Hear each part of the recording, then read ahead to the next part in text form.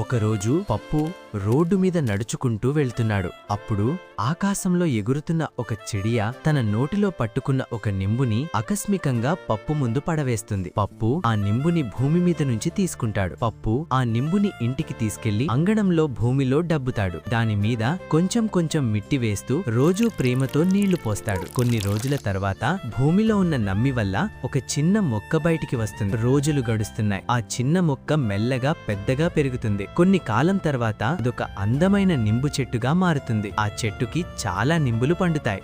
ఆ నింబులు కొయ్యి రైల్వే స్టేషన్లో లెమన్ జ్యూస్ తయారు చేసి ప్రజలకు అమ్ముతాడు. ఇలా తన జీవితం సంతోషంగా గడుస్తుందని ఒకరోజు ఆకస్మికంగా భయంకరమైన వర్షం పడుతుంది. గట్టిగా గాలి వీస్తుంది. ఆంధీ తుఫాన్ వల్ల నింబు చెట్టులో ఉన్న అన్ని పండ్లు భూమి మీద పడిపోతాయి. ఇది చూసి పప్పు చాలా దుఃఖంగా ఫీల్ అయి గట్టిగా ఏడుస్తాడు. పప్పు ఇంకొక కారణం వల్ల కూడా దుఃఖం పడ్డాడు. ఎందుకంటే తన తయారు చేసిన లెమన్ జ్యూస్ ని ఎవ్వరూ కూడా టేస్ట్ చేయలేదు.